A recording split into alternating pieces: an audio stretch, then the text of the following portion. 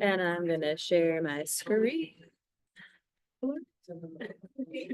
There we go. Okay, so you guys are all, oh, go ahead.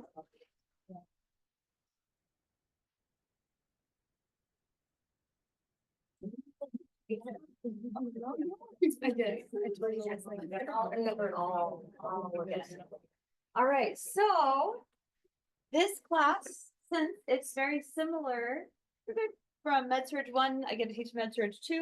I structure it very similarly. So you guys have all had MedSurg1 with me, so you kind of know a little bit about how it goes. But first, I want to talk about this syllabus so we know kind of what we're expecting with this course.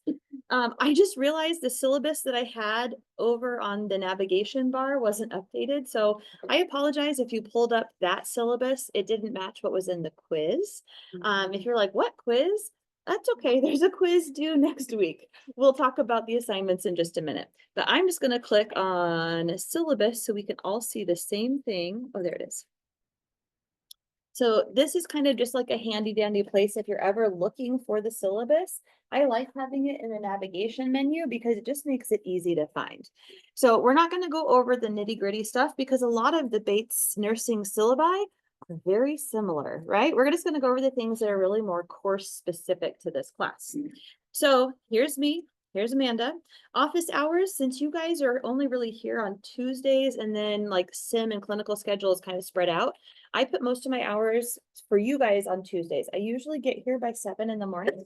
Sometimes I'm a little bit late. So if you want to meet with me at 7, maybe just shoot me a message the day before so I can kind of make sure I'm on time here. And then also between 12 and 1 after class, I'm available to meet with people as well. Those are just times I've dedicated to meet with you guys. I'm happy to meet with people at any time. So just message me. We can meet in person if I'm here, or I'm happy to meet over Zoom as well. So I want to be available to you guys if you have questions. Moving down, typically I respond to emails between 24 and 48 hours during the weekdays. On weekends, it usually might take me a little bit longer. I try to check in throughout the weekend just to make sure there's no burning issues that have come up.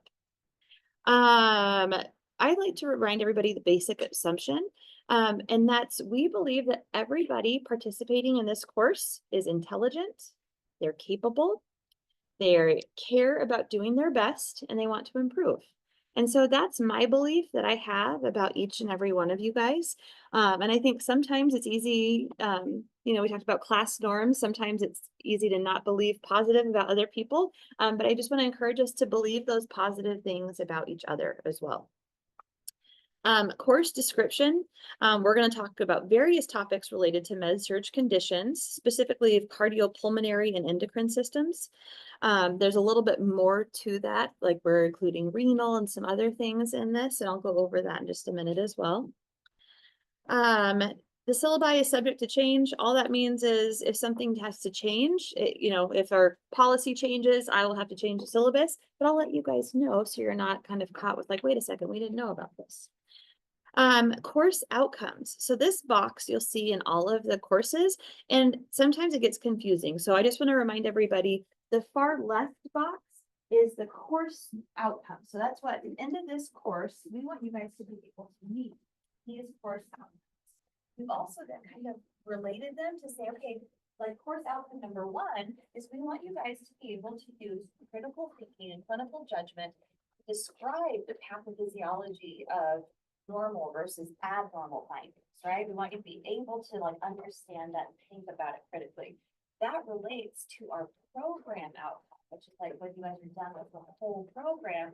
We have other outcomes. So that is kind of relates to nursing care, being able to practice and provide safe, compassionate, cultural care. And then we also have these institutional outcomes. So Bates as a whole college, despite what program you're in, they have some program outcomes. So that relates to critical thinking. And then we also have the NLN, which is the National League of Nursing. They have some general objectives that they want nurses to know and understand. And so that relates to sound nursing judgment. I'm not going to go over each one of these boxes in particular. I just want you to understand how this kind of whole thing works. I am going to talk about the different outcomes, because that's what we're going to meet. To pass this class, you got to meet these outcomes. So we talked about critical thinking and being able to describe normal versus abnormal. We also have critical thinking and clinical judgment to describe diagnostic tools, symptoms, and signs of common medical surgical disorders, right? And a lot of these are very broad because they're going to apply to cardiac, to pulmonary, to renal, to endocrine. We want you to be able to describe all of these things. 3, we want you to be able to demonstrate the understanding of the PN role in creating a healing environment for patients, not only in hospital care, but also in a variety of other types of settings. Number 4, we want to describe principles of safety, patient-centered care, and health promotion while caring for patients in medical surgical disorders. 5, describe the effects of culture, socioeconomics, race, and religion on healthcare across the lifespan. We know that regardless of whatever medical conditions you have, your background, your beliefs, your race, your ethnicity, that all has something to play with your overall health. And we want to recognize that when we look at somebody who has hypertension, we're not just treating hypertension, we're treating a whole patient with a variety of backgrounds, and each person is different.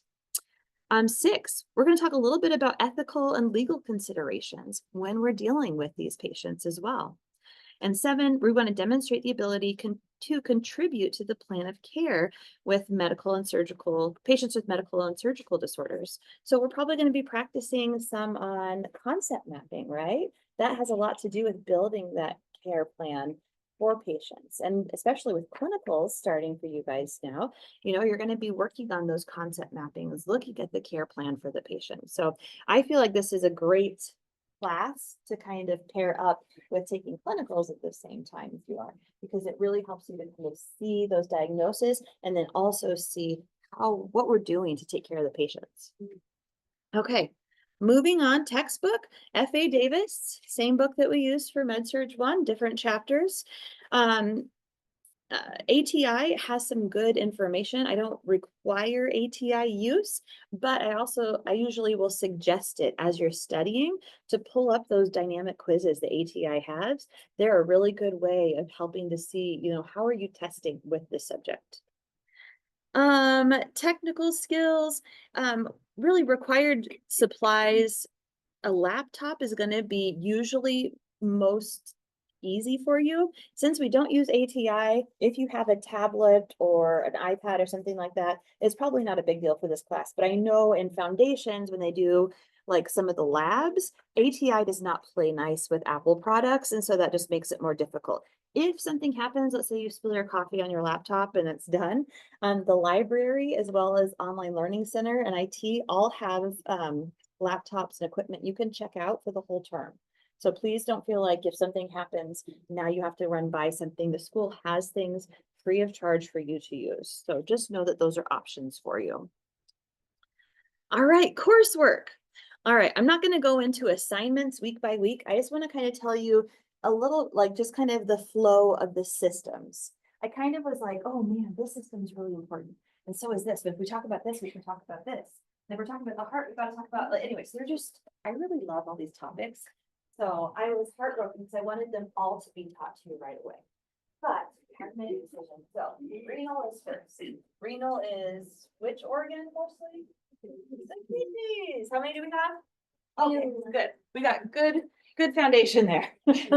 So we're going to talk, since today is kind of a lot of like orientation stuff, and the kidneys have a lot to do with our body systems. We're going to also talk about renal next week as well. Then on week 3, we're going to start with cardiology, which the syllabus acknowledgement quiz, which if you haven't done it already, please make sure you do it by next week. It's got the due date on there.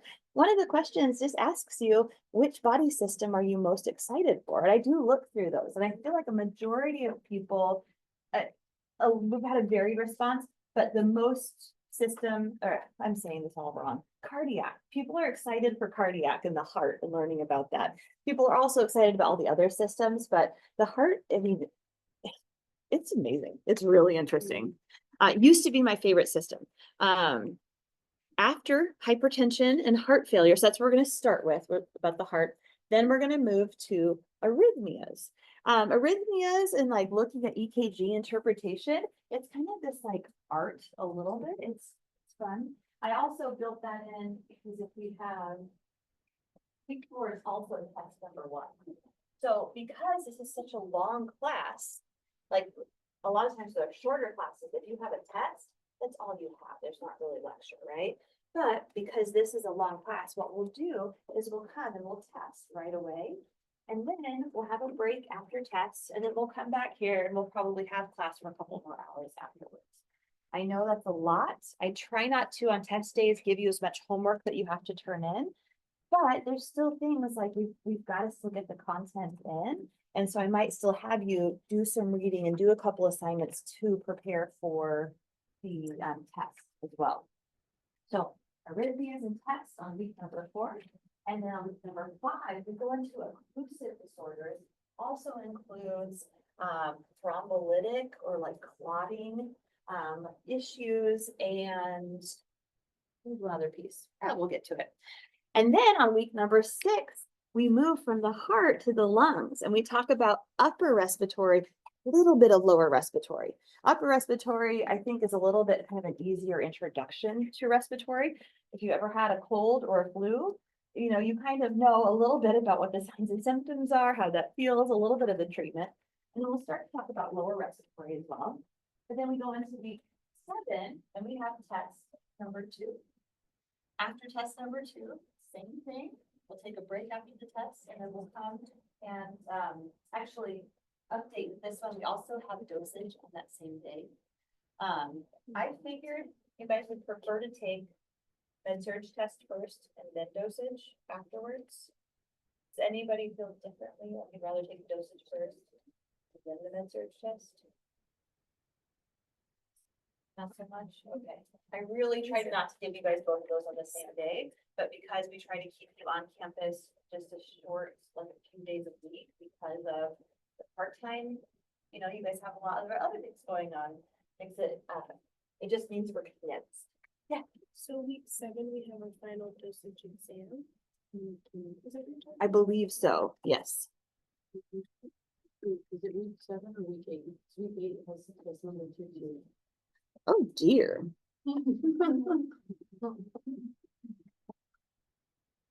It's not at like the It's- last day of the Is quarter. it supposed to be like MedSurg, dosage, ATI? No. Hold on. Let's go. I'm gonna just switch over to modules because I know that those are correct because I updated those.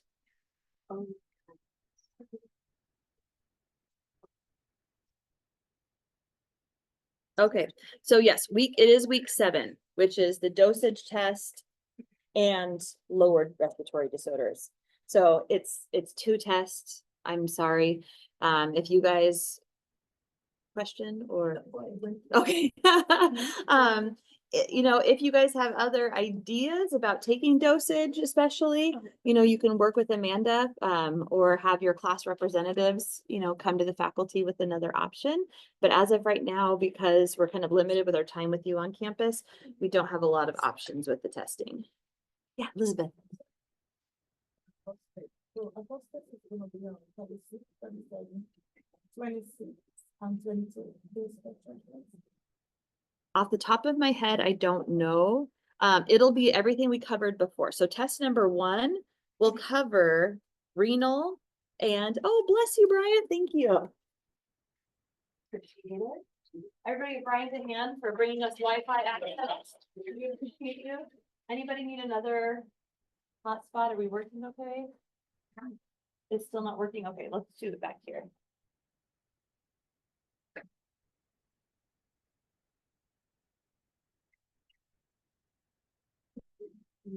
That wasn't sure.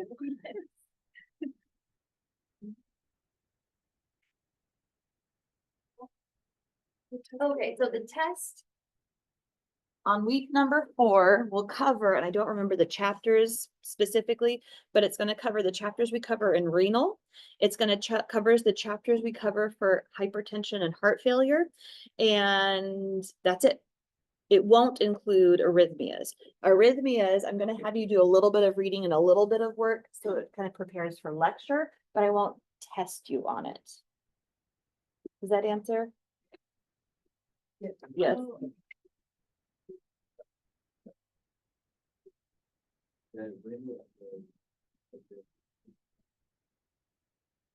Oh, I, off the top of my head, I don't know, but if you go to the weekly overviews in weeks 1, 2, and 3, I have the chapters lined out there.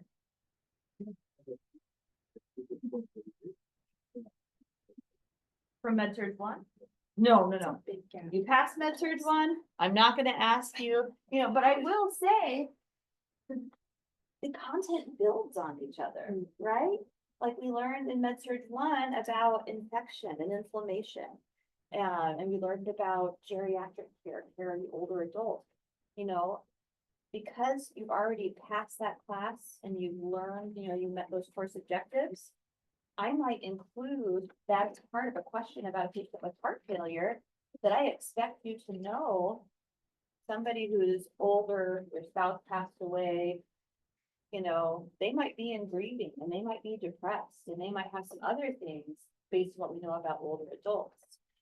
Or with infection, somebody has heart failure, but then they also have this infection going on. I expect you to remember some of those things about infection as well. Right now, that probably seems like a lot. Like you might go, do I remember anything from MedSurg1? You do. But it's really good to keep up with your reading. And when you don't remember something, look it up. If you read something, you're like, I don't remember what this was, go look it up. That's the best way of just helping to cement it in your brain. All right, so going back to what we're covering, we talked about week 7, that's our super test week, and then lower respiratory. Week 8, we're going to start to talk about endocrine, which happens to be my new favorite system, if anybody was curious. Week 9, we have ATI mastery test, and we're going to talk about diabetes. So ATI mastery test, we have, it's kind of weird because in MedSurg2, we give you this mastery test about MedSurg in general. And that seems kind of weird because you're like, well, wait a second, I haven't even taken MedSurg3 yet. How am I being tested on all of this? It's just a matter of how the program lined up, which we just didn't really have time when you take MedSurg3 to give you the mastery test. And that's okay. That's just kind of where we decided to place this. Now, the ATI mastery test, you guys well taken them before, or at least for foundations. The purpose of the ATI mastery test, it's not that we want you guys to get a 90%, 100%. The ATI mastery test really are used as an assessment for you to take it and then to say, okay, how am I doing? If you do terrible on blood disorders and anemia, I would expect that because you haven't learned about it yet, right? But if you do really bad with some cardiac things, I might go, ooh, maybe we didn't learn that enough, or maybe we need to go brush up on some things. So with this mastery test, this is one we take live here in person. You get full credit just for doing it. So just know, average student usually gets in the 60s. Okay, it's a tough test. It's kind of like the NCLEX, tough questions. They also, we have you take a ATI predictor test at the end of the program that is kind of like a mock NCLEX. It's a really good predictor of how you're going to do, if you're going to pass the NCLEX or not. So students at the end of the program, they do really well to predict the test. We're like, awesome, you're ready, go get that NCLEX. Students who don't do as well to predict that, sometimes you're like, you know what? This shows us some areas we need to work on. Let's study this. And then let's take it again and see how you do. You don't have to do that. You can go up and write, once you graduate, you can do whatever you want. You can take the test, you can register, do all of that. But it really is a good indicator to tell you your success. So these ATI mastery tests, they're kind of like mini versions where this will tell you how are you doing overall in general. To prepare you for this in week 8, I believe. Let me look. I have you take a practice ATI mastery test. So you do have to be able to log into ATI, which you're all going to do because you're, have access to it. And you take this test from home. It's not proctored, independent. Here's what usually happens. I say always, but a lot of the time. students get it and they open it up and they kind of freak out and go, wow, these are hard. And then what do you think they do after that? They open up their textbook and they look through ATI or they look through FA Davis and they use that to help them answer the question. You know, if that's helping you study, that could be useful. But because this test is an assessment of how you're doing, when you get a true assessment of where you're at with your knowledge, you won't because you're relying on your books and other things. So I highly encourage people, I can't control it because this is independent, you do it on your own. I really encourage you on this practice test that you take in week 8, is that right? Yes, on this practice test, to just do it without a book, without anything else, just take it and see how you do. Based on that result, I'll give you a remediation assignment. We've really pared these down so they're not a lot. ATI on these mastery tests, if you remember from foundations or some of your other ones, they kind of tell you, hey, this is some areas you didn't do as well on. And so I want you to go back and just kind of look at those areas and just kind of pinpoint, oh yeah, I didn't know that as well. I didn't know this as well. The areas you haven't taught yet, like blood disorders, you get really poor on that. I'm not going to make you do any remediation on it because we haven't learned it yet. I only have you like go back and look at stuff we've already done. So anyway, that's my spiel about the ATI one you take at home. And then that week, you'll be doing that kind of little bit of remediation study. So hopefully it will help you when you do this proctored mastery test, increase your score a little bit. So that's the ATI mastery test. That's why we're taking it during MedSurg 2, not MedSurg 3. And then week 10, we get full on into more diabetes because diabetes is a lot. And then on week 11, we have your final test. That's on December 3rd. Okay, I know I went away from the syllabus. I think there's just a few policies in here that are very usual. Again, just like all the classes, your support grade is worth 5% of your class. So do the support work. It really helps you to do better in this class and it's part of your grade. Your quizzes, each week you'll have Davis quizzes. Just like usual, at the end of class, I will sometime during that day, usually, every once in a while, I need a little prompting to remind me. I will reset that quiz and you can take it again. So you'll have 2 attempts to take those quizzes. And those are worth 5% of your grade. Attendance, we've got KWLs, just like I've done before. Those kind of show your attendance grade. And those are also worth 5%. We have a group project that's worth very little, 5%. It's just in class. When we talk about hypertension and heart failure, we're going to do some in-class work.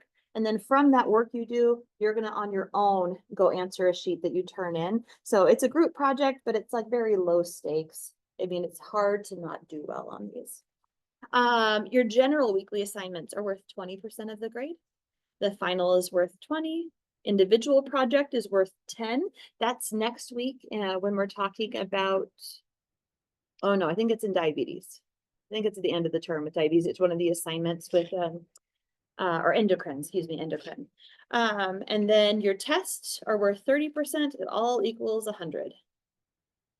Moving on, course policies. The testing policy is the same that's in the handbook. Just as a reminder, if you contact me before a test day and you go, oh my gosh, my daughter has surgery on this day, we can't reschedule it, I will work with you on getting you to take that test. But if you call me that morning and the test started 2 minutes ago and you're like, hey, my daughter has surgery and I can't, that's a different thing, right? Like we've got to work ahead. Because if you let me know after the test, you can take the test, but it's late and you get deducted points from it. If you contact me beforehand so we can make a plan, then I can reschedule with you and you don't necessarily have to have that deducted. Also talking about late work, same late work policy that you have for all of your like lecture type classes. So when are assignments due for this class? Tuesday at 8 a.m. Tuesday, 8 a.m. Just like everything, because I want you to come prepared and read and do like all this.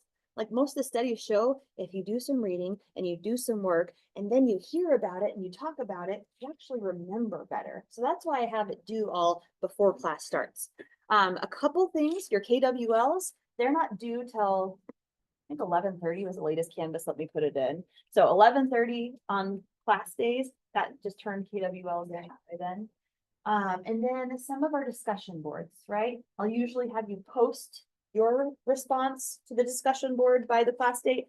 And then your peer responses will be, usually I give you a few days to make peer responses. Christina. Well, if you do today, because I don't see a thing for it. Oh, Yeah, it only shows week 2 for KWL. Yeah.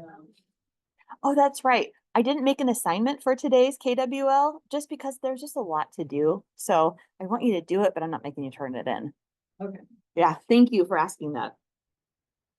Okay, and then late work. They're due most of them Tuesdays at 8 a.m.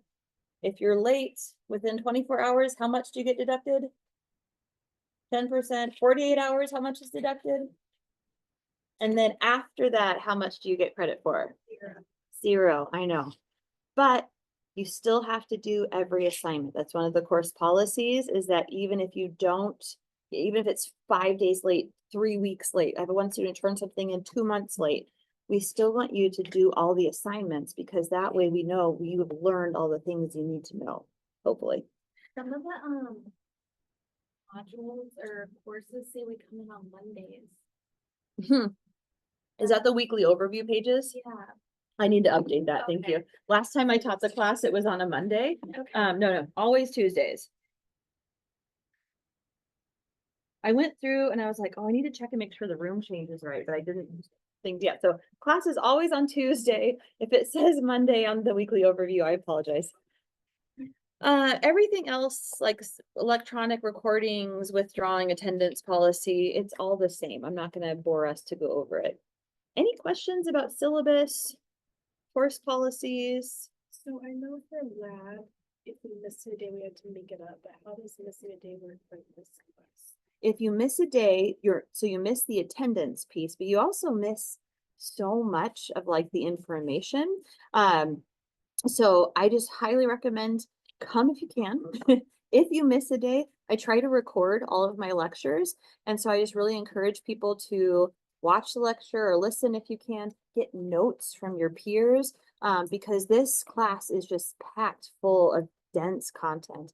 And dense, not meaning bad, but I mean, like we're getting right into it with kidney function, cardiac function, pulmonary, like it's just a lot. So get a study group together. Yeah, Chris. So what's the COVID policy? I get COVID every year. Oh, yes. Sorry. If My fear sometimes. oh gosh. Okay, please don't come if you have COVID.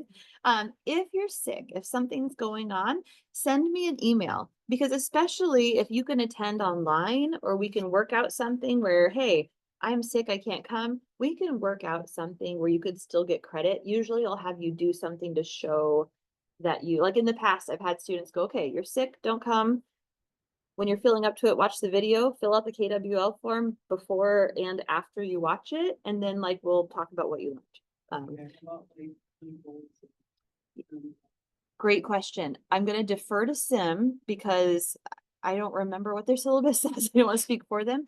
With clinicals, if you're sick, you know, we try to work with you. Don't come if you're sick to clinicals, anybody, just so you know, right? When we work with vulnerable patients, we don't want to get them sick. You can miss, you know, a little bit of clinical time, but there's also very strict requirements of how many hours you have to have. So if you're sick, you have a valid excuse, you have COVID, something like that, usually you can work with your clinical instructor, Eileen and Sapali, to make up those hours.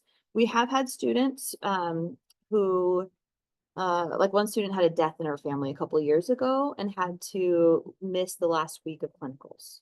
She was from Africa, and I can't remember where. But anyway, she had to go back for her mom's funeral and miss clinical. We didn't want to penalize her because she can't control that, right? But what we did is we gave her an incomplete for that grade. She came back that next term, made up those hours, and then was able to then pass the class. Does that make sense? Did you have to like redo all of those or just No. those hours? No, she just had to redo those hours. Yeah. Yeah, but it's always a case by case basis. you know, and so, and we don't take it lightly either. Like, we really encourage you, if you can be there, especially during the clinical times. Like I'm teaching, I think I start next week. Yeah. I'm teaching clinicals all term with you guys and with the full-time cohort. There's so much that you guys get to learn from and with each other. And so just being like, wow, like I had this patient do this, we're talking about all these things, and it just, it's really interesting. And I think we get a lot from interacting with each other in clinicals. So making up a clinical on your own, or sometimes we'll put you with another cohort that you don't know as well. It's just a little harder. Yeah. Anybody else with questions? Those are good ones. Not so much? Okay. So. Shocking. You have to write any more essays, Essays. I don't like a paper. like last quarter. I think that's the only real paper we have you do. Okay, for like the whole year. I think for the whole program. I think farm is the only one that has a real, like, there's going to be times we have you write reflections and have you write other things, but that's the full, like, that's probably the only paper.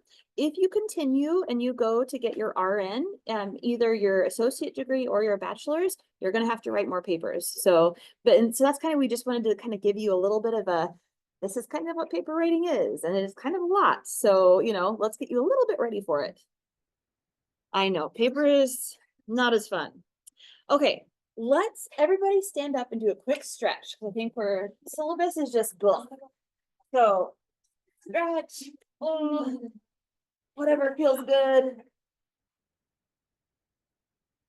By the way, I got new shoes and my husband told me they were ugly. I was I was like, listen, yeah, they're Those are cute. I thought they were cute and they're comfortable. And I was like, on my way out the door, what? So Wow. I'm just like, I'm gonna. Yeah, he probably chose to wear them. She's jealous. He probably is jealous. That's right. So I love the women empowerment music today. Okay, what are your powerful thoughts for today? Like, I can do this, or I have cute shoes. We got this. We got this. Anybody else have a powerful thought? We're here. We're here. Okay, we're here. All right. Positive thoughts. We made it. All right. So I want to start on another mentee. I do have a little bit of a funnish check-in as well.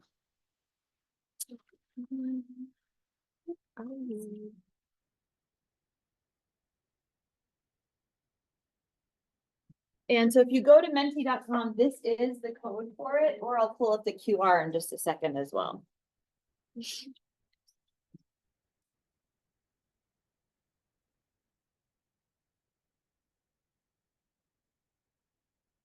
At 9:30, guys, such a good time today.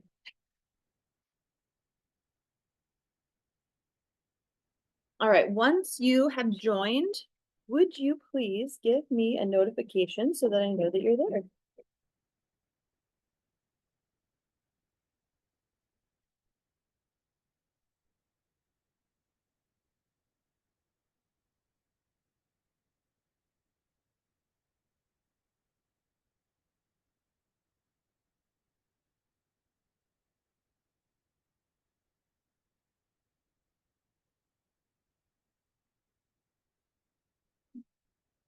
Bless you.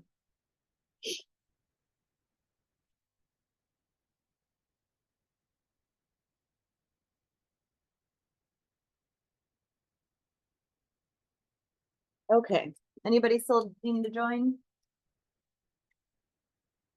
Maybe, okay. This is one of those fun pin on the screen ones. Where do you like your toast? I know. Ooh, yeah, those are my toasts too, number 1 and 2. Oh, what? I'm just kidding. Burn toast? My mom wants Really? Right in the middle. All right, we're definitely skewing on the less toasty side.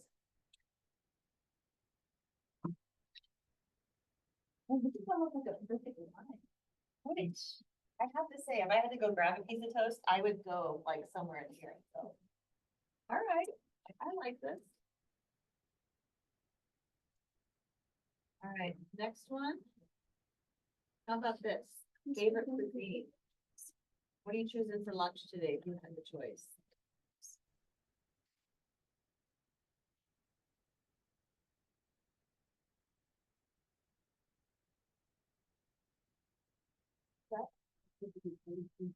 I I think breakfast is like my absolute favorite. And there's so much variety. Anything. And tacos had it, but we've got a lot of variety here. Nobody wants Italian food? So interesting. Everybody's tired of that pizza that everybody throws at nurses. Okay. So, what about this? Another word cloud. What superpower would you choose? I think it's a word cloud. It might just be a response. Any superpower.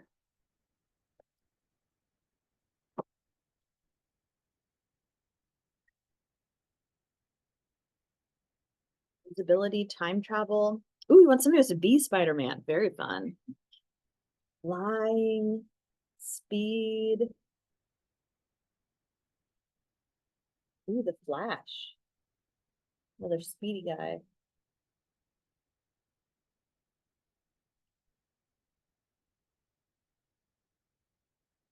All right, so far invisibility. Do we have a lot of introverts here? I feel like the introverts usually want to be invisible. And then the extroverts want to like be fast.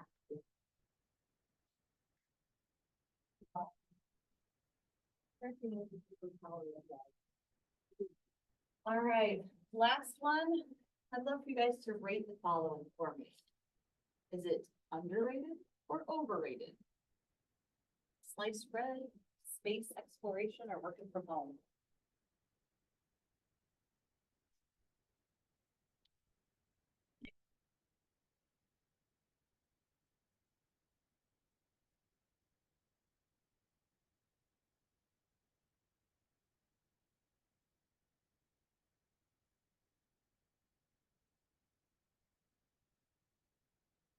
So far, sliced bread is a little bit underrated.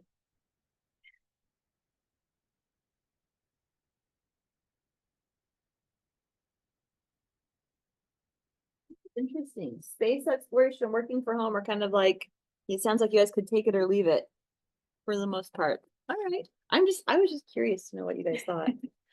And last one, if you want to share, do you have a nickname and why? Remember, this is totally anonymous. So if your nickname is Poopy Pants, we won't know who answered Poopy Pants.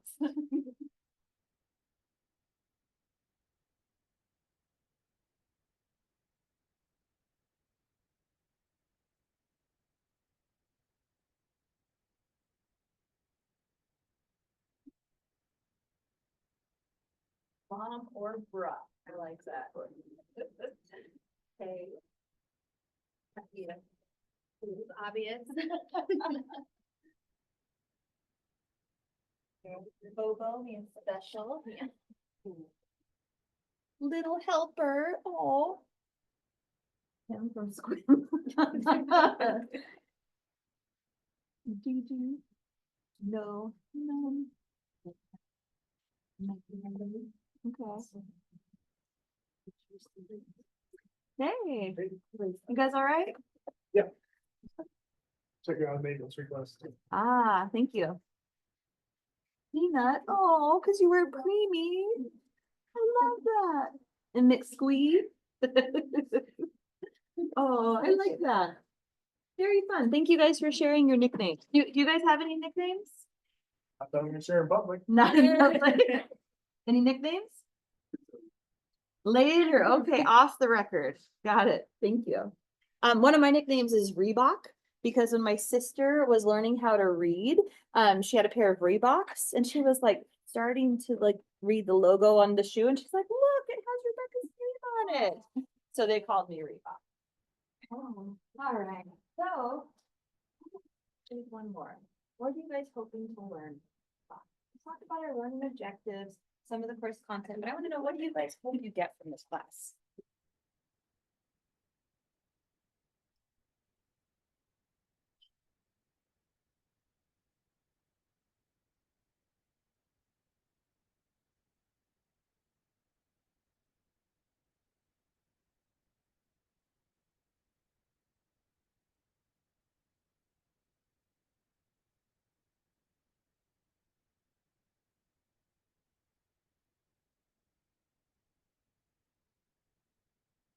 I like the everything. Oh,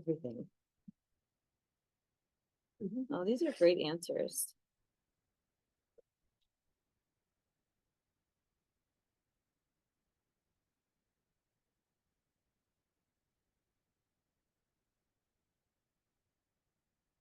Yeah, these are great, you guys. And I agree, like all of these things, I think that we are gonna learn during this class. We're gonna learn how to help people.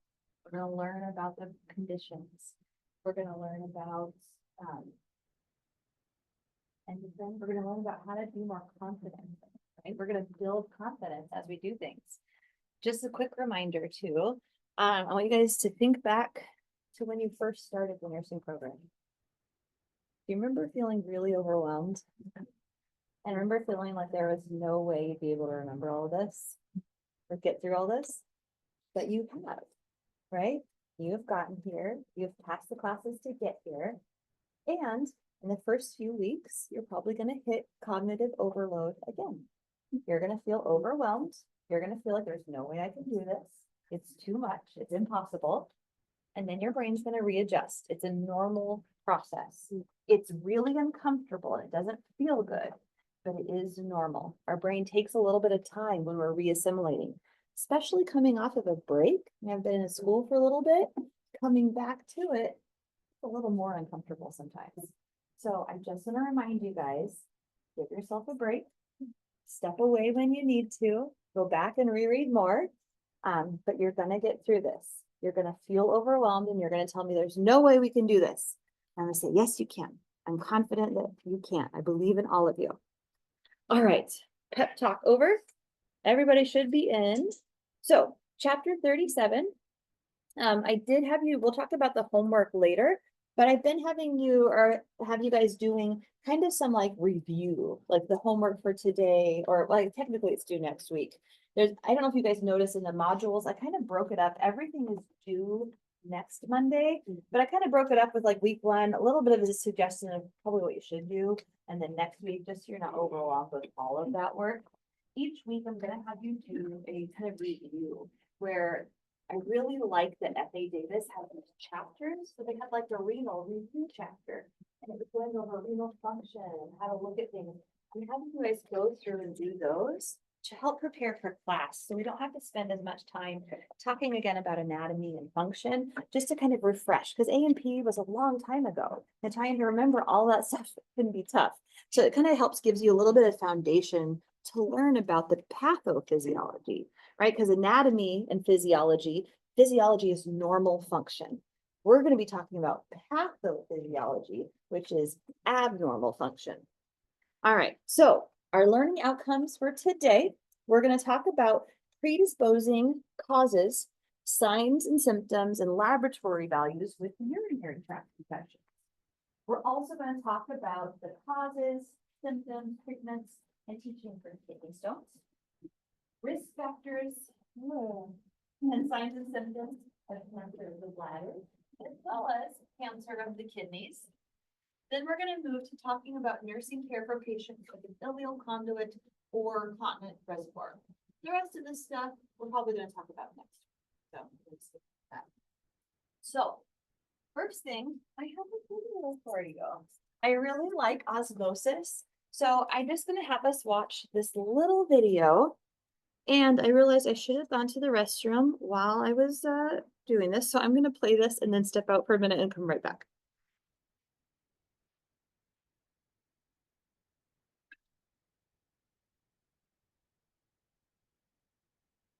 Yeah.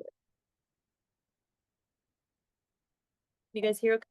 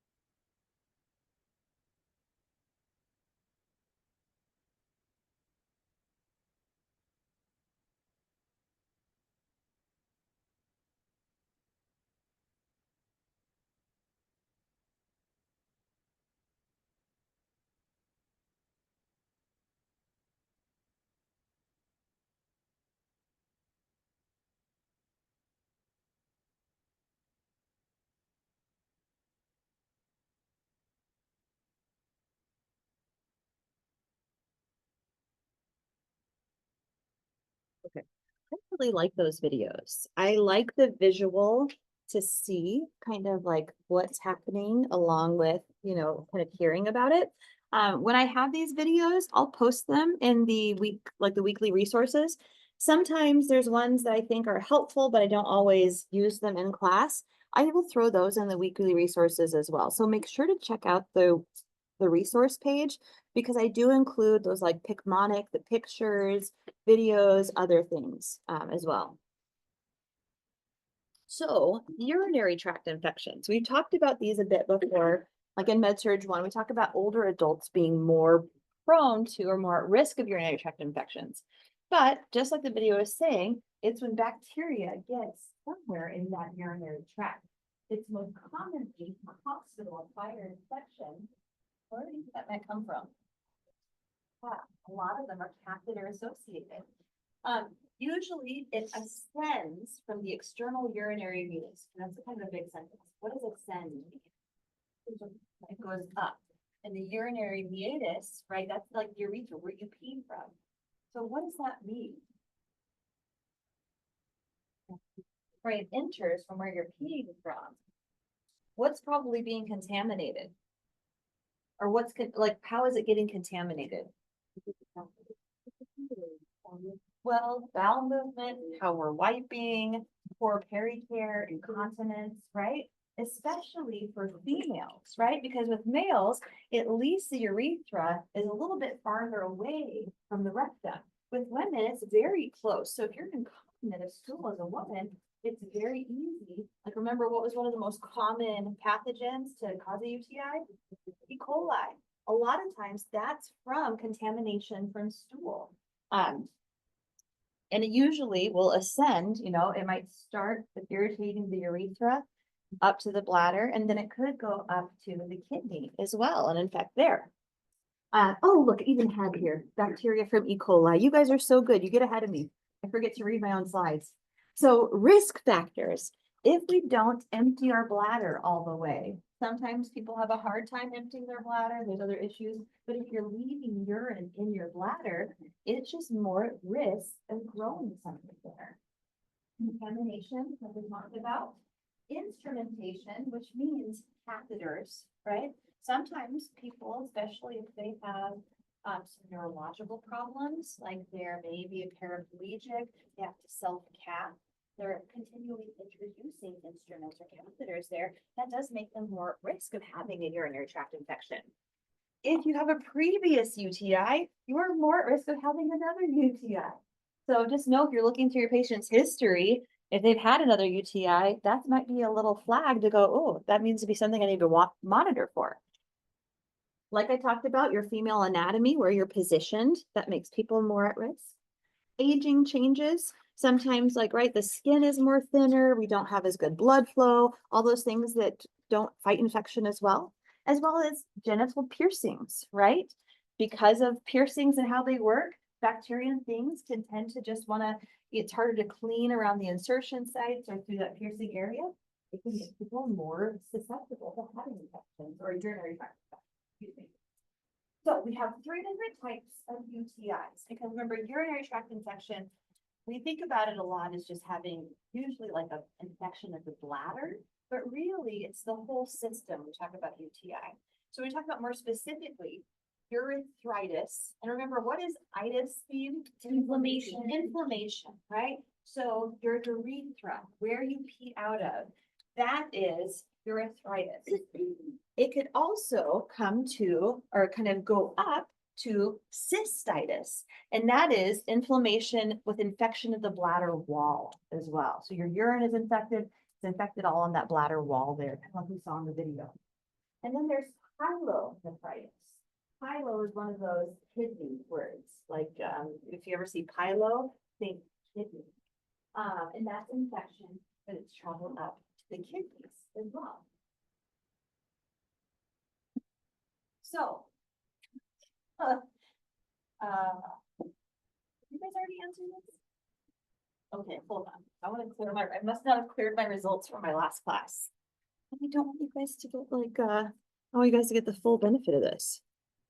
Hold on. So sorry. You know, sometimes you think you have it all ready and then you don't.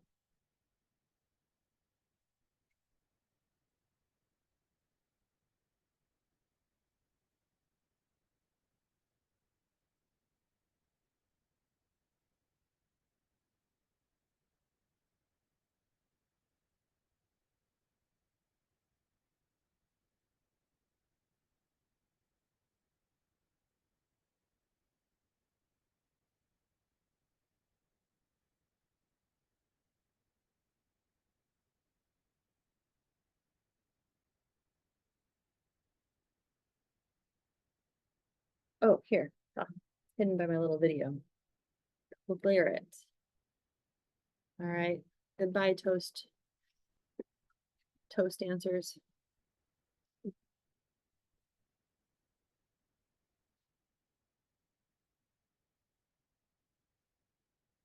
Okay, now we should have cleared these. So did anybody get kicked out? We're still in? All right. The nurse is collecting data for a patient at the doctor's office who has a fever.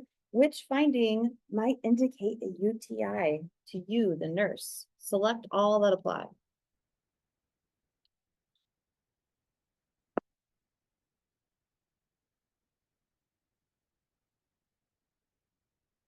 You can only select one? Fiddlesticks. Okay. Select one that you think it might be.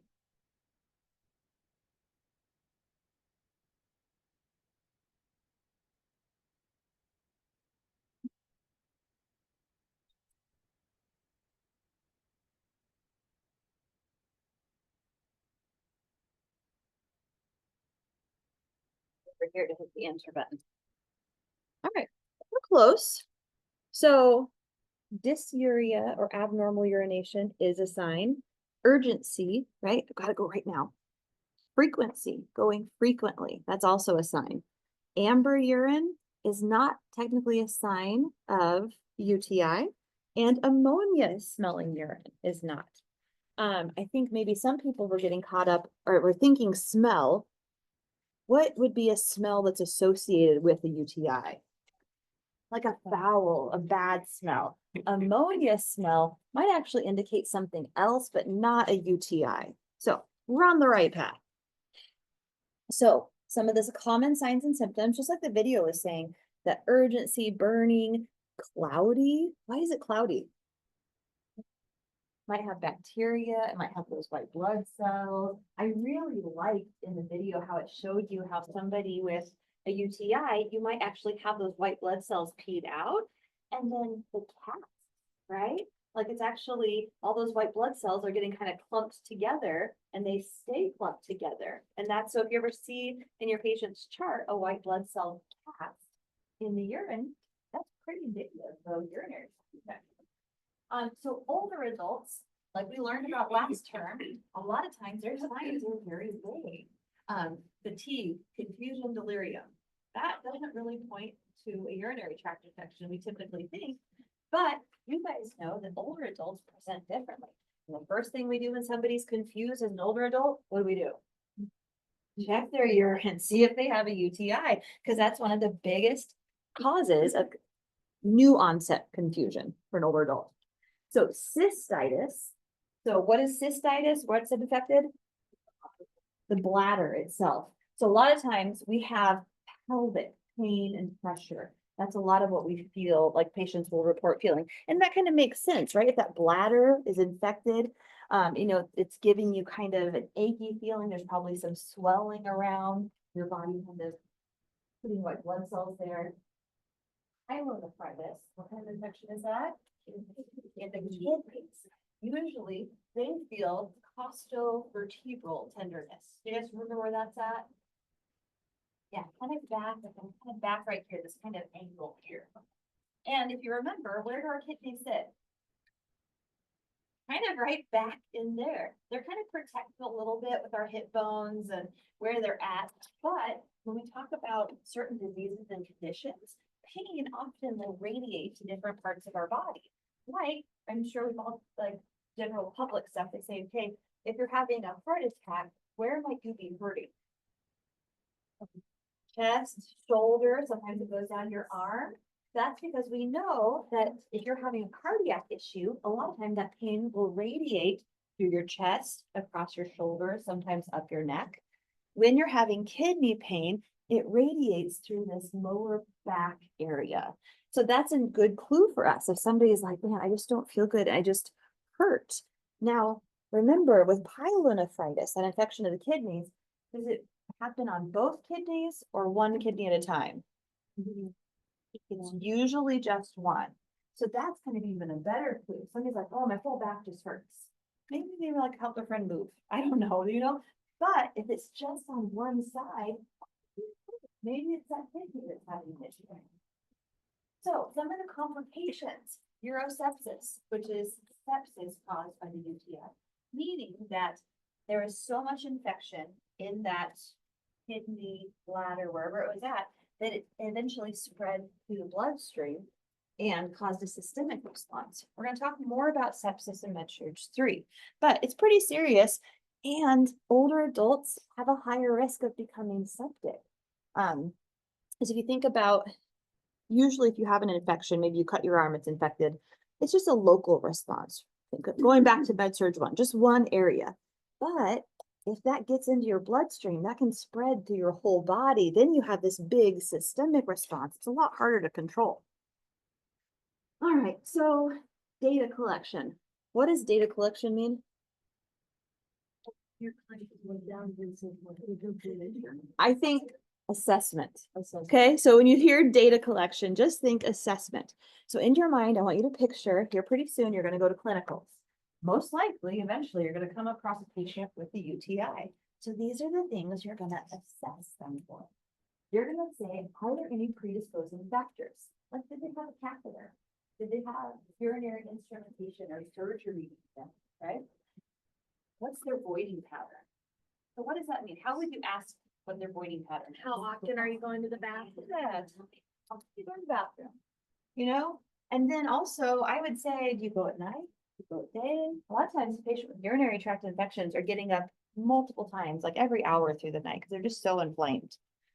We also want to ask them about, is there urgency with it? Burning, foul smelling urine. What's hematuria? Blood in urine. Heme for blood. Turia, urine. Pelvic pain. We also are going to inspect the urine for volume, color, concentration, cloudiness. And we're going to look at their urinary analysis results, right? We're going to look for those white blood cells. We're going to look for cast. We're going to look for bacteria. So nursing diagnoses, when you guys start contributing to the plan of care, these are some of the common nursing diagnoses that we'll see with patients with UTI, right? Acute pain is a nursing diagnosis. We're going to do some treatments for that. Impaired urinary elimination, and also ineffective health maintenance behaviors. Very fancy one, but I think about, like Christy said, maybe they're wiping the wrong way, right? If they're wiping the wrong way, that's not a great maintenance of health, right? We're going to be teaching them probably proper wiping, cleanliness, things like that. We're going to give them antimicrobials, which antibiotics, right? Give pain control. Sometimes they'll do a systemic pain medicine, but a lot of times, so systemic pain medicine like Tylenol, ibuprofen, and opiate goes through your whole system. Sometimes they also do specific medications that are function as urinary analgesics, which means that as your body excretes it, it kind of, I don't want to say coats the urine, but it helps to relieve pain in that urinary tract specifically. Also, these patients can help from heat. I think a lot of times belly and back pain, heat can be very helpful. So cystitis, heat pack on your belly. Pyelonephritis, heat pack on your back. That can be very effective at helping to relieve some of the pain. We also want to teach them, take all of your antibiotics, even if you're feeling better. And we're going to repeat that ad nauseum. We want them to increase their fluids. And why is that? Yeah, flush it out, keep hydrated. Remember, a lot of these people don't want to drink a lot of urine. They don't want to drink urine at all. They don't want to drink fluids because they don't want to, they're already urinating all the time. A lot of times it hurts or burns, and so they're trying to avoid fluids. we want to teach them, because, right, if they're already having a UTI, they're at higher risk of having another. So we want to teach them like, what are the signs and symptoms, and make sure you report it right away so that we can treat it, we can help take care of you. All right, so now we're moving on. We talked about infections in the urinary tract system. Now we're going to talk about obstruction. What's an obstruction? Is that, yeah, like something that blocks that path. Because remember, we have, I don't have a picture anymore, but we have the kidneys and then the bladder, and there's tubes that connect it, and there's a tube where you release the urine from. Anywhere that you have something that blocks or obstructs that is going to cause a prevention of letting everything flow out. It's always significant. It's not like you can have like a moderate obstruction or it's not really that big a deal. It's always something we want to make sure we address, because even a little obstruction can end up being a big obstruction on a lot of issues. It can be partial or complete, meaning, like, let's say these kidney stones is one of our like common terms. If you have a stone in one of the ureters, it can sometimes be a littler stone and be partially blocked, but you can still have urine that's passing from your kidneys to your bladder, but it's not passing very well. It might be blocked, might be kind of building up backflow some of the urine there, but you're getting some through. And it's not always both sides, right? Just because you have a kidney stone on one side, you might not have it on the other side as well. Sometimes it can develop rapidly, sometimes it can be slowed. But because of everything, you know, think about the flow, right? Everything should be flowing kidneys to the bladder and then out. Anytime you have something stopping that flow, that backward pressure, everything backing up, actually cause damage eventually to the kidneys. And when the kidneys have extra fluid that is backing up with it, it actually distends them. The kidneys get larger, and that's called hydronephrosis. So hydro meaning water or fluid, and then nephrosis, your kidney. Another type of obstruction could be a urethral stricture, right? So sometimes that can be caused, well, we'll talk about it, but your urethral opening can have a narrowing. And so injury, like maybe somebody had surgery or like something happened, sometimes with STDs, some scarring can cause strictures in the urethra. Enlarged prostate would be another example of urethral stricture, especially with men. You think about how the anatomy works. As that prostate gets enlarged, it presses in on the urethra and causes the urethra not to be able to release the urine as easily. So usually with this, the signs and symptoms, diminished urinary stream, right? It just a little trickle. And then frequency, because the bladder isn't able to get emptied, they're going all the time or more frequently. And they can get frequent UTIs. So treatment, they might need chronic catheterization. Sometimes they'll do surgery to help dilate, or not surgery, like a procedure to help dilate the urethra to be able to help them release more. Sometimes they'll even put a stent in to help keep that urethra open. All right, question for you. Nephrolithiasis. Does that mean kidney stones or ureter stones? We've got to use our word building, right?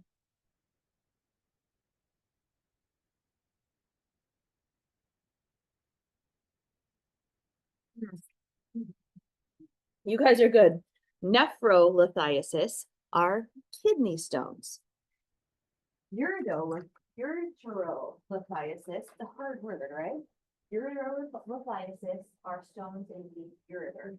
Often, stones will start as nephrolithiasis, they'll be that part of the kidney, and they might travel down and become ureterolithiasis. I have a hard time with that word. As an aside, please don't ever feel bad mispronouncing a word. You guys are encountering a lot of new words as you read through your books and as you see things. And when you're reading something, you don't always know how it's pronounced. So if you pronounce something wrong, don't worry about it. Just, I always feel, I think people who make fun of people for saying words bad, I'm like, that means they learned it by reading.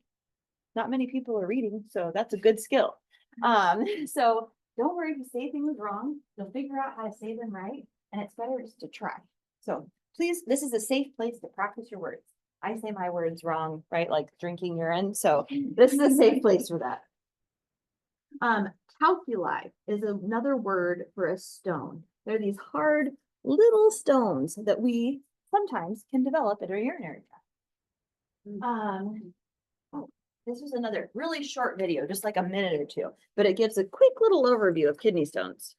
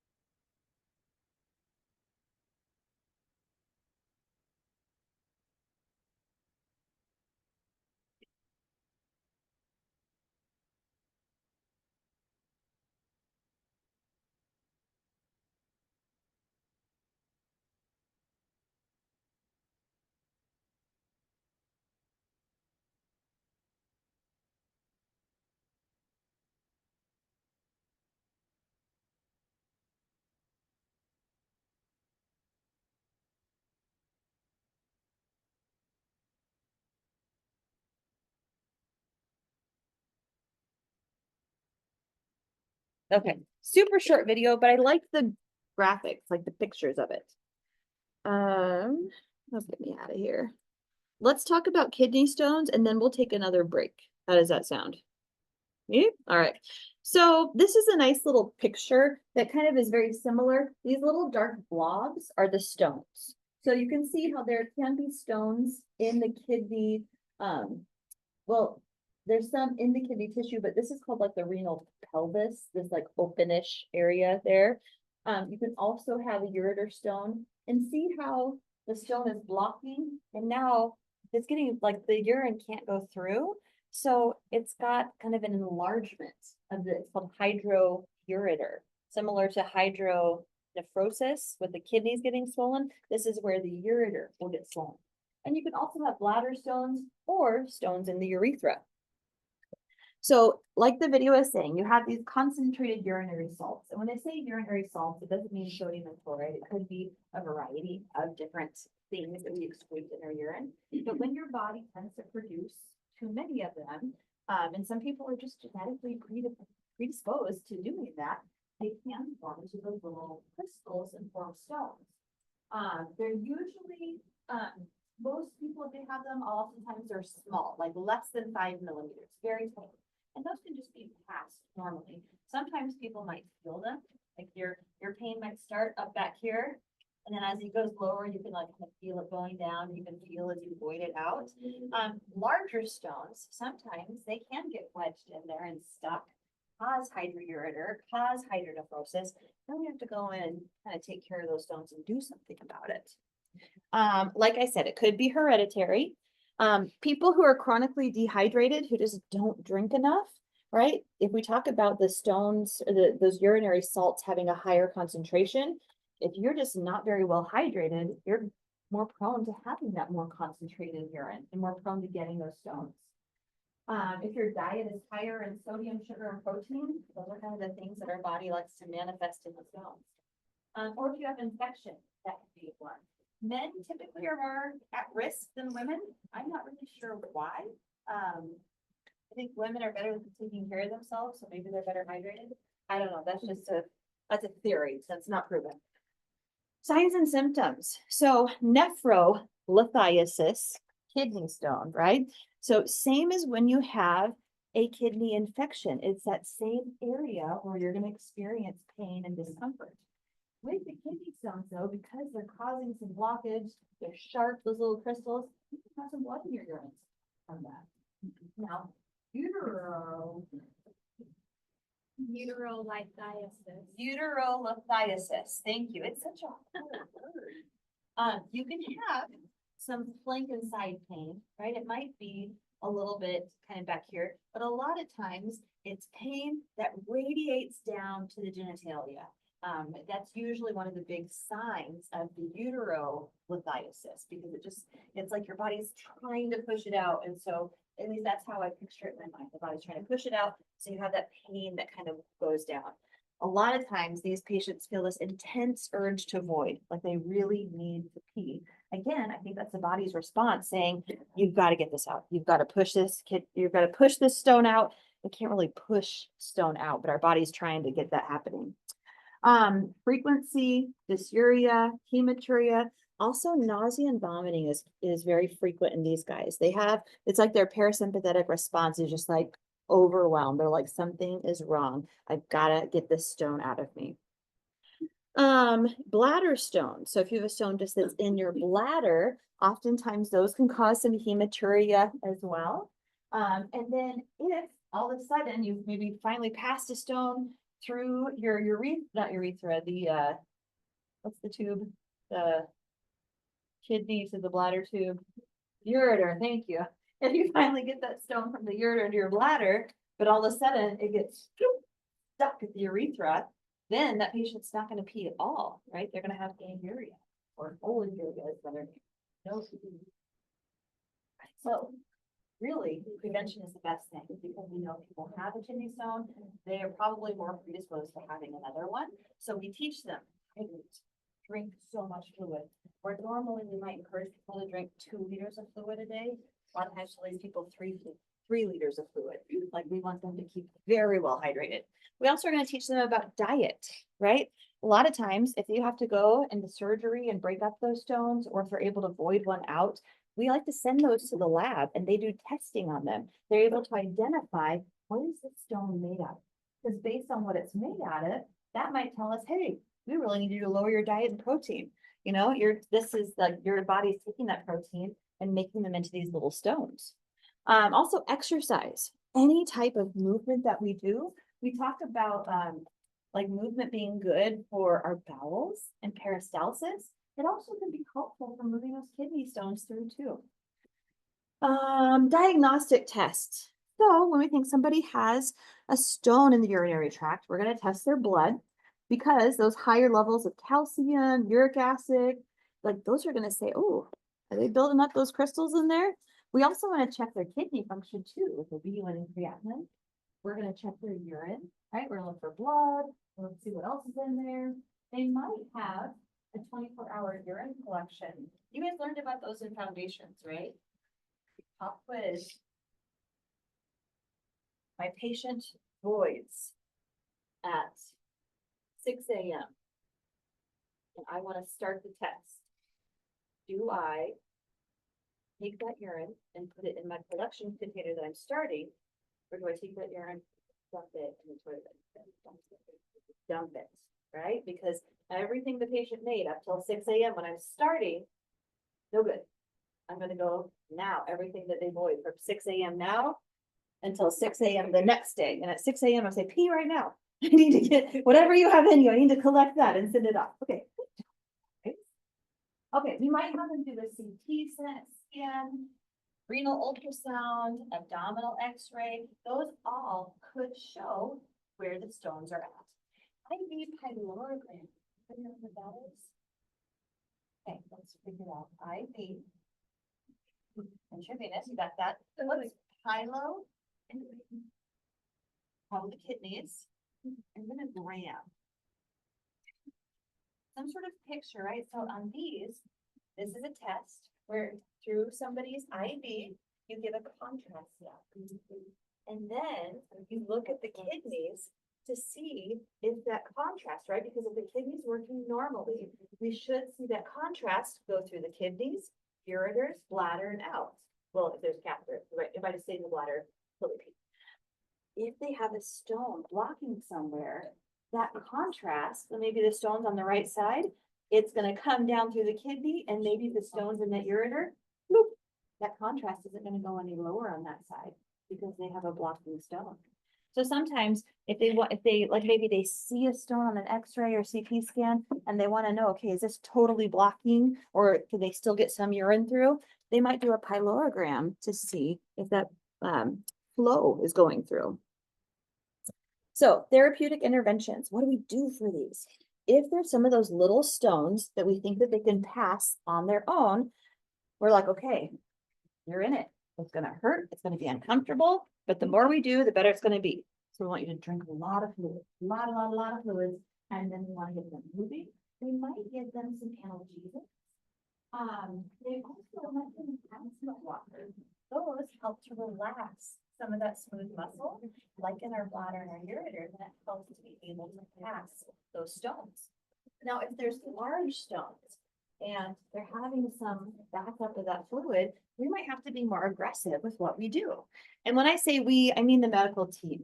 Because as a nurse, I'm not going to be ordering, more IV fluids or medicines or ordering surgery, right? But I sure might talk to our providers and help plan something for this patient. So IV fluids might be appropriate if somebody is able to take enough hydration, especially when they're totally obstructing and they're vomiting and they're not feeling good. They just can't get enough fluids in all. So we're gonna give them some IV fluid supplements. And make sure it's pain control. We might use some medications to help with pain, but also passing the stone. And they might do a lithotripsy. There's a couple different forms of that, but that's essentially a surgical procedure where it's so interesting. They can go up through the ureter. So these patients go into surgery and they have no incision. Isn't that interesting? Like we already have a hole there. So they just follow the little hole up the ureter. And let's say we have a stone in the what's this called again? Ureter. Okay. I don't know why I keep forgetting that word. So they go through the urethra and they go to the bladder and then they go up to that side where the stone is blocking the ureter. And they have, there's this it's a tiny little catheter, like what we catheterize people with, but specialized. And they have these little things that will break up the stones. And then sometimes they have like shock waves, like sound waves, or like red light wave or red light, some sort of light thing. There's all these ways that they can break up those stones. But we always really want to make sure that if they pass the stones, we know. So what are we doing for these patients? We're straining their urine. If we think somebody has a stone, we are always straining every urine. And have you guys seen the little strainers before? A lot of times, most places have like disposable ones. They're like a paper funnel.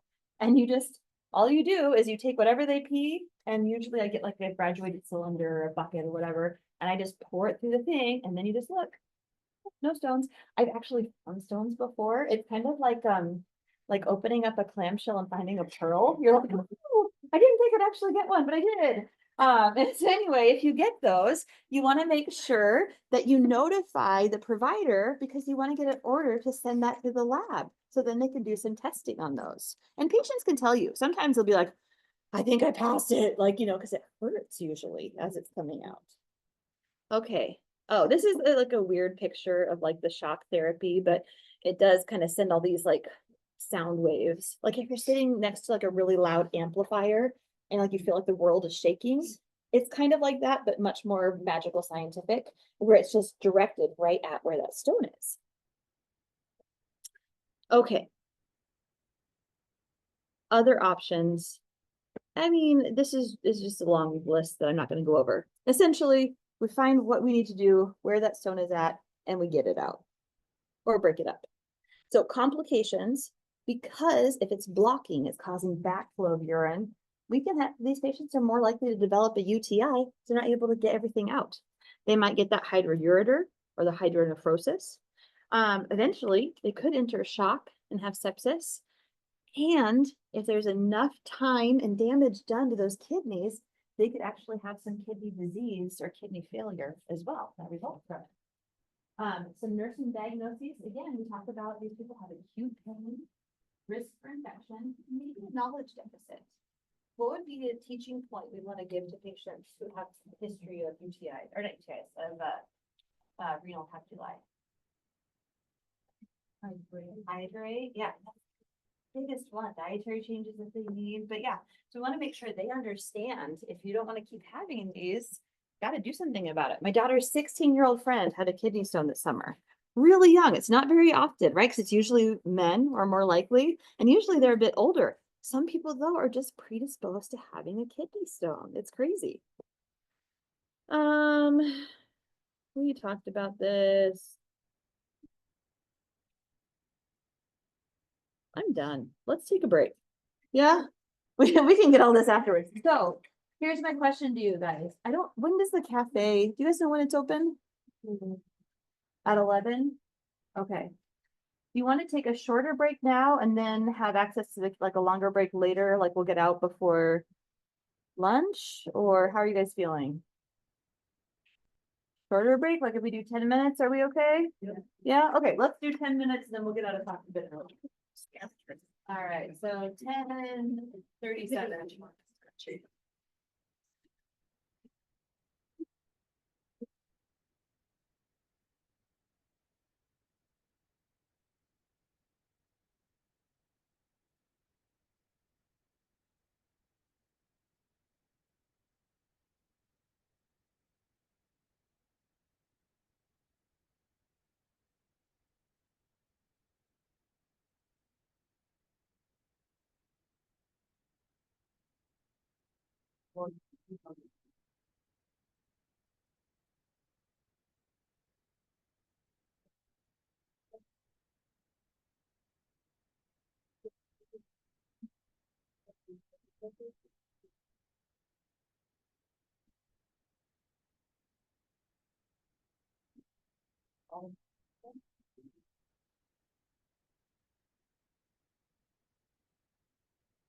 Yeah, I'm glad you can still see it. I just put that because.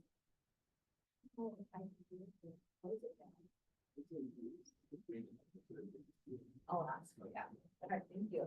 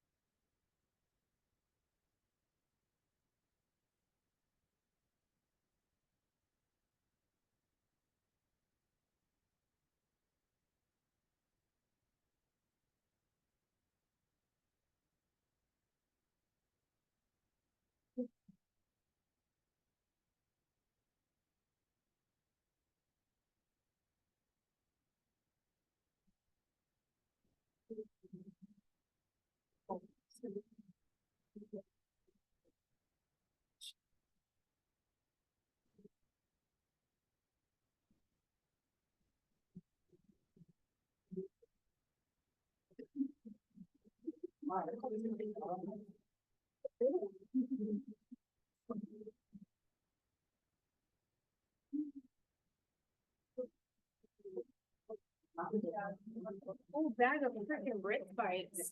Look, it's coming right up here. Wrong. I know.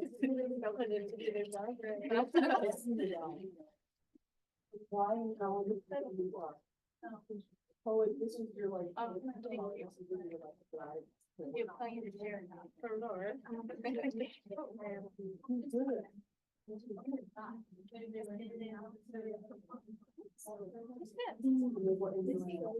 Yeah.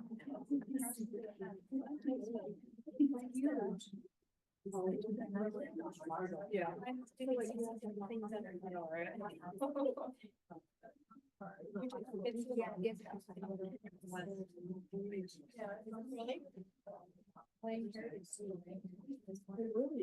We took one, my niece and nephews, and then we get realized the next thing was like. They were like, this is the next day. Yeah, they gave them like little tickets, so it's really, they can come back there. No, we all got their stand. Oh.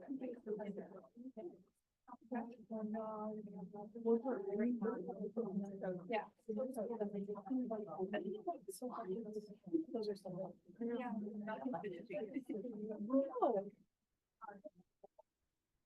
Yeah. I love that I've been in. Yeah.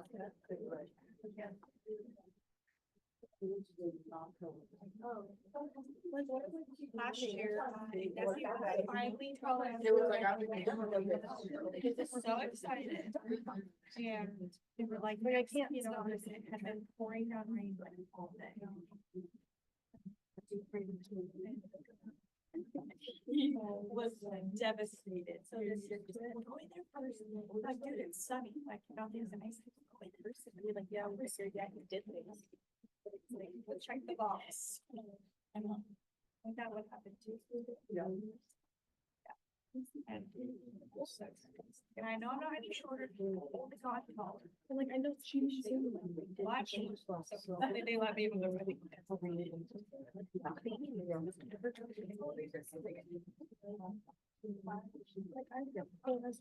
know, like I was thinking, yeah, she is.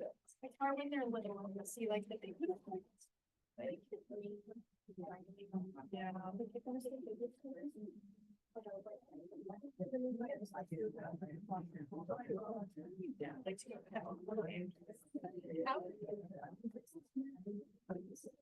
He said he's gonna name one down. Okay, I can put them down here. Not literally. We have family.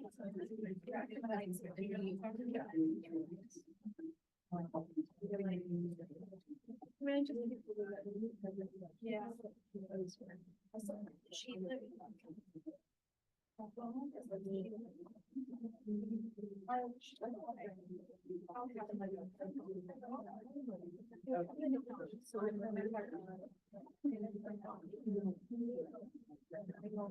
Yeah, okay, good. Thank you.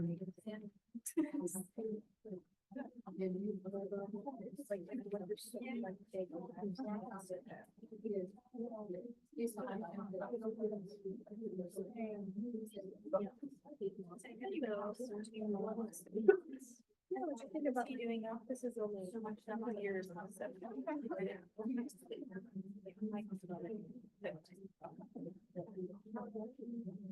One out here. Yeah, okay. Yeah, I bet you can see, yeah. Yeah.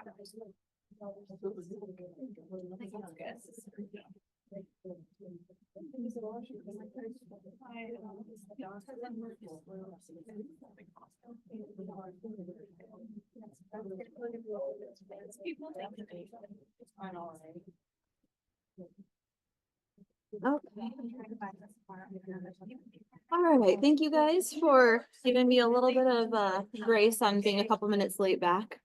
So let's hop back into renal calculi. I've got a question for you. Which actions are essential in providing care for patient with renal calculi? I know you probably can't select all that apply, so select one.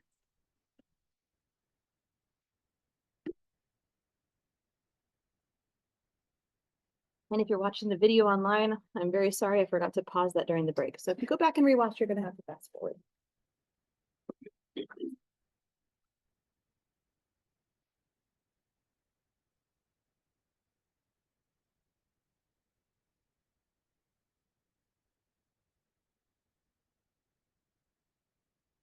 So correct answers. We are not gonna limit IV fluids or limit fluids, right? We are gonna increase the fluid. We're gonna strain all their urine. We don't wanna maintain bed rest. What do we want them to do? We want them to get up and move around. The current dairy products, no, we don't really know what's causing it right now, and so we're not gonna restrict anything. We're gonna provide pain relief and kind of a trick question from Davis. We are gonna provide IV hydration. We don't know really a whole lot about this patient, but this was a Davis question, and so that's one of the things. So if you're given in Davis an option of is IV hydration appropriate for patients with kidney stones? Yes, yes, it is. So nursing care, we just talked about all of that. Hydronephrosis. We talked about this kind of already. What is hydronephrosis? Yeah, the kidneys are swelling. Why does that happen? Right? Yeah, something's backing up that fluid. It can't flow out. Here's some pictures. You can kind of see on the left, kind of a regular kidney. On the right or in the middle, you kind of have some of the moderate hydronephrosis and ureteronephrosis, not nephrosis. Hydroureter, thank you. And then here's some pretty severe hydroureter and hydronephrosis. Isn't that massive? If you look on patients who have CT scans and like diagnostic imaging, it will show them being that big. And can you imagine how painful that is? Like my heart hurts for them. That's awful. So signs and symptoms, we kind of very similar to when we were talking earlier. They're gonna have frequency, urgency, some pain. We want to treat the cause, right? We want to figure out what is causing that fluid to back up, and we're going to treat that. They might need a catheter, they might need stents, they might even need a nephrostomy too.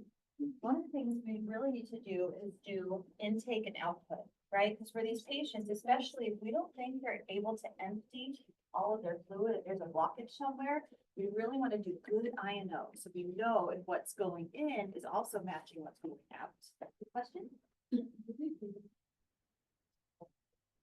Great question. If you have kind of like some pictures, where was it back here? Yes, if this is short term, doesn't last very long, the kidneys can go back to normal function. If it's happening for more of a prolonged time for a while, it could cause some damage to the kidneys. Now, the kidneys, we're going to talk about chronic kidney disease and kidney failure next week. There's, I don't know how many million nephrons, and there's however many million that have to stop working before there's actual signs and symptoms. So the kidneys are pretty resilient, but yes, it can cause damage to them over time.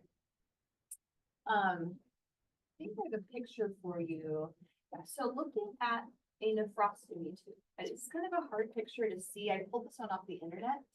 Essentially, when you have that hydronephrosis, there's so much extra fluid. We don't want it to be damaged, right? We want to get that fluid out. And so what happens is either in surgery or usually in interventional radiology, they will take that patient and they'll put a catheter from the back, and you can see it goes in like the flank and it's hooked up to a bag.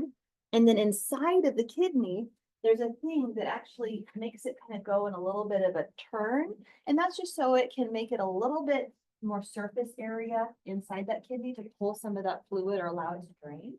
Also makes it harder to pull out.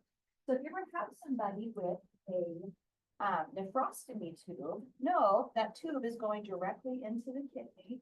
It is urine that's draining out. It might not be as concentrated, right? If the kidney wasn't able to do all of it needed to do, it might be less concentrated, but it is vital to relieve some of that pressure that's on there.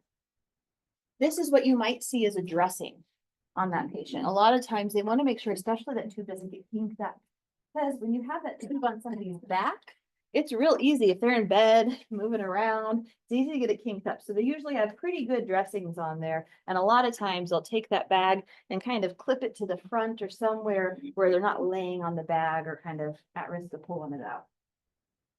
Moving on to cancer. Isn't that exciting? So proud. All right, so here, cancer of the bladder. It's the most common urinary tract cancer. So I talk about like, if you're gonna have a cancer in that area, bladder cancer is the most common one that we're gonna see. It occurs in men more than women, usually ages 70 or 50 to 70. So again, just like my daughter's friend with a kidney stone, just because it's usually in that age range, doesn't mean it has to be. So that's where we're gonna find most of the patients with bladder cancer. Etiology, that means what causes it. When you guys go to clinicals, you're gonna be doing pathophysiologies. Have you guys done any of those for like the classes yet? Oh, good, we'll do some next week. Pathophysiologies, here's the little papers, and I have you fill them out, or we have you fill them out, and you talk about, okay, what is the issue? And if it's cancer of the bladder, maybe that's your pathophysiology. Some of the things you fill out are like the signs and symptoms, the risk factors, etiology, right? That's some of the risk factors of what can cause it. Cancer of the bladder, one of the biggest causes is history of smoking. Those carcinogens, a lot of times, can cause some abnormal growth of cells in the bladder. Also, industrial pollution. That's another big risk factor that we've seen that can cause cancer of the bladder. So, what are signs and symptoms? Early on, when the cancer is not doing a whole lot, it's small, not a lot of symptoms. But when it gets more advanced, sometimes they can have pelvic pain, similar to all of the bladder issues. They can have some discomfort. You can have lower back pain. You can have dysuria or even inability to void. What might that be caused from, the cancer? The tumor obstructing or putting pressure, right? Because if the tumor is growing, the cancer is causing pushing on the urethra, on the bladder somewhere, it's not letting them void. So how do we see what's happening? We do some diagnostic tests. Sometimes they go and do a cystoscopy. That's like that little catheter where that has usually a little video on it, and they can go up and kind of visualize and see. They might do a urinalysis. If there's blood in it, that's a clue. It could be cancer. They might even do some of the urine testing for some cancer markers. Also, are the urine tumor markers. You also might do some imaging, right? When cancer cells are large enough, if it's a tumor, it will show on some diagnostic imaging. So therapeutic interventions, they might do like chemotherapy or immunotherapy, trying to decrease the size of that tumor. They might do some photodynamic therapy. Oftentimes, especially if it's a larger cancer, they're going to do surgery and try to remove the cancer. Hello. As part of this, but some. Oh, it's like somebody won bingo. Lucy? Oh, you know what? I think these are upstairs. Yeah. I'm so sorry. But these students were all here last term, so they should have it. But our musical part is upstairs to 409. Thank you. Thank for coming you. by. All right. Thank I love y'all, don't worry. you. So usually these patients are gonna have some sort of surgery or procedure to remove that tumor. Now you can imagine if the tumor has grown into the bladder wall, they have to remove that part of the bladder wall. Or if it's grown into part of the urethra, it's affecting the ureter, they have to remove all of those areas. So the way people normally would have urine flow from kidneys, ureters to bladder sometimes changes, right? It looks different. So we have a urostomy that sometimes that people might have. Has anybody seen a urostomy before? Yeah. So with these, I have a picture on the next slide about an ileal conduit creation. What that means is if they had to remove the bladder because of cancer, our bodies are amazing. They can actually take part of this small intestine, or maybe it's a large intestine. They take a little piece of that intestine and they form it and sew it into a pouch. And then attach the ureters to that pouch. And then create an opening, like where kind of like a stoma, where you've seen colostomies, where the bowel went from. Well, the urostomy. So it might look something like this. where you have a stoma on the outside, but then you would have an appliance or a device on there, like you would for a colostomy, and the urine would just drain out into that bag. Now, sometimes with patients, we want them to have what's called a continent urinary diversion. Very similar to what I just showed you, except for it make it more into like a reservoir, which means, oh yeah, I guess I didn't have I had a hard time finding a good picture. Essentially, it's almost like not a sphincter, but there's an opening there, but it doesn't have free flow out. These patients, it's much more flush to the skin, and then they would use a catheter to put in and drain the urine from this. Indiana pouches are more common when they don't do these as much anymore. And then they would have to just catheterize that little area to empty the bladder. A lot of times what we see now is a orthotopic neobladder. Isn't that fun? I don't really know what orthotopic means, like appliance-ish or something. I don't know. But neobladder, like a new bladder, right? So in this one, they still take part of the intestine. They form it into a little pouch, but instead of diverting it outside to the abdomen, they take it and they actually hook it back up to the urethra. Now, this is assuming that the cancer didn't actually affect the urethra, right? Because if the urethra was damaged, they might not be able to hook it up. But patients usually really like this. It's very much avoid normally, right? So if I was a cancer patient and had my bladder removed, I would probably prefer this one because it's the most like normal, where you just they had to remove the bladder, but they're able to take these ureters and attach it to this new neobladder.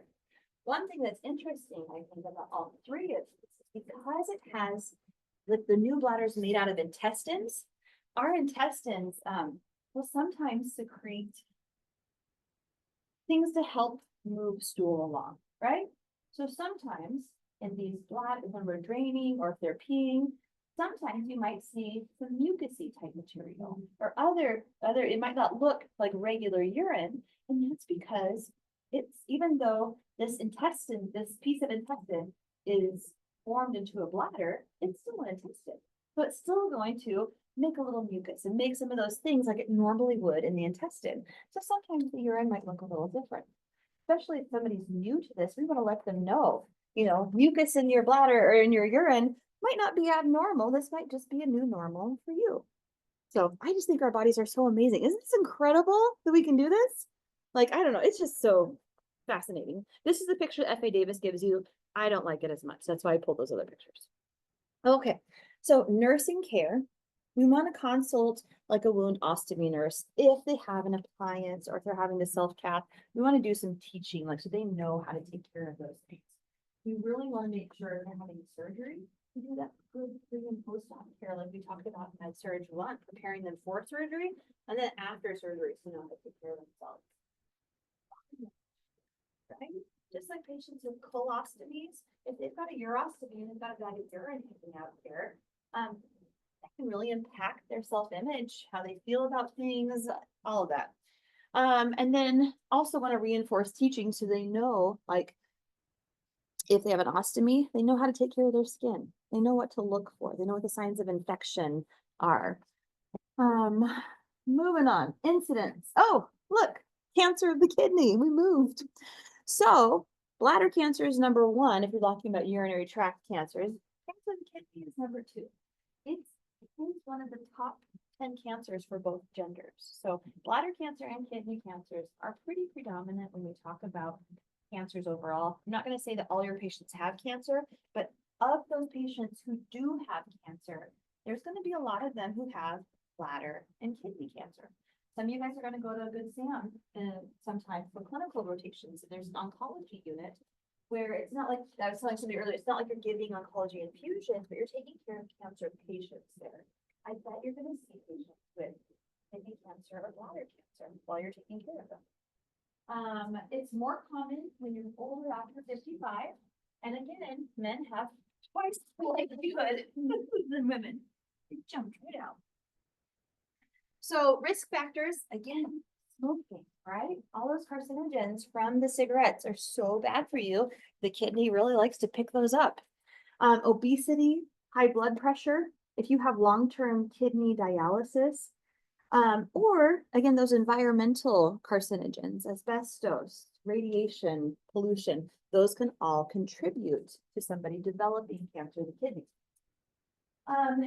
Again, this one doesn't have a lot of early signs and symptoms, kind of like the bladder cancer. We don't know that they have cancer. The patients don't know. It's usually when it's more later stage and they have more severe signs and symptoms. So hematuria, dull flank pain, and you might have a mass in the kidney area. Though that's more rare, it's also really vague. That could be almost all the other conditions we talked about earlier. That's why it usually isn't picked up on right away. It's often diagnosed after it's metastasized. What is metastasized? When it spreads, yeah. Oftentimes, it's the other cancer. Maybe it's spread somewhere else, and that cancer is really causing an issue. That's when they find it, and they're able to do biopsy, and they can actually tell, okay, this spread from this area. So we really want to do, that's why prevention and like we talk about smoking cessation, so important for our patients because there's so many long-term effects that we want to make sure they know, like this puts you at a big risk. And a lot of these things you're at risk for, we can't fix easily, right? We don't find out about them until it's very late. So again, they might do an IV pylogram, just like we talked about with the kidney stones, to see if there's a blockage or something that's not getting flow to it. Ultrasound, CT scan, renal biopsy, they might actually go in and grab some of the tissue and test it to see if it has cancer. Therapeutic interventions, they might do a radical nephrectomy. You know what that means? Yeah, like kidney ectomy removal. Yeah. Radical nephrectomy means they take the whole kidney out. They're like, nope, this thing is just too much spread with cancer. Now, sometimes they can just try to take part of the kidney, and that's where it's like nephron sparing. A lot of times they have to take the whole thing. It's a big surgery, by the way. A lot of blood loss associated with that. We really want to monitor those patients closely. They might also, in addition to having the tumor removed or part of the kidney removed, they might have chemotherapy, radiation, those types of things. Now, the nursing care, just like anybody, we're going to give good pre-op and post-op care. We're going to, of course, monitor urine output or INO in general really well. Also, because of where the kidneys are at, think about kidneys, a picture in your mind, like inside of a body. Right above that area, you have like where your lungs are at. Now, when you're going in and you're having to get through all those things to take out the kidney, it is a risk factor that you might accidentally get into that lung area and maybe cause a pneumothorax. That's where you have a collapse of the lung. So anytime somebody has a radical nephrectomy, we're really making sure that we're monitoring for that so that if we have that, we would need to treat it. Do you guys know what a treatment is for pneumothorax? What they have to do? Oh, I heard it. Chest tube. Yeah. You put in a chest tube and that helps to get the air that's pushing in on it out so that the lungs can re-expand. We'll talk about that more later in the term. Okay. Cue recognition. All right. So we're kind of already paired up into pairs. So groups of 2 or 3. Let's talk about this. You're caring for Miss McDuffie. She's 45 years old. Let's say she had cancer. Okay. She had to have a radical right nephrectomy today. You notice that there's absent right breath sounds on the surgical side. What do you do? So as a group, get together in groups of 2 or 3, talk about what would you do? Like think, not even like objectively, pretend you're in clinical. What do you do?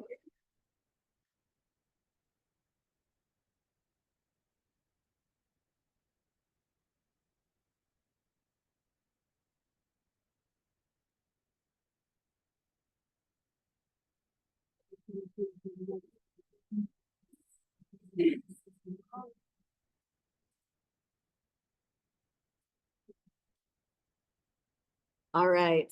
Anybody want to answer? What would you do? Put her into semi-Fowlers. Semi-Fowlers. Check oxygen, call provider. Ask about pain, we probably wanna get chest x-ray this side of the room, anything? Check your O2 stat. All right, yeah, you wanna notify us all tips? And also might consider getting a rapid response. I mean, most acute care facilities have a rapid response team and nurses can initiate that. Anytime we have something that might severely affect our patient. Really worried, especially if I check her O2 stat and it's like 60, and she's like really not good, doing good. I might not want to wait for the provider. I still notify them. I ask somebody to page them. I might ask for the rapid response team to come down and help because I know this patient's not doing very well. Okay, I don't want to do the rest of these. If you want to do the rest of this little thing, we can do that. You can look online. I'm gonna do an activity. Let's see. This table could be a group, and this table can be a group, and then I need 3 groups over here. So somehow divide into 3 groups, however you want to.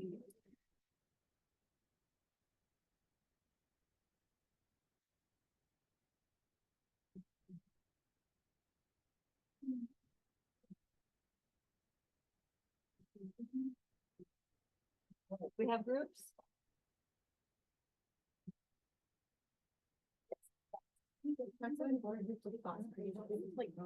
Okay, well, how about U5 right here?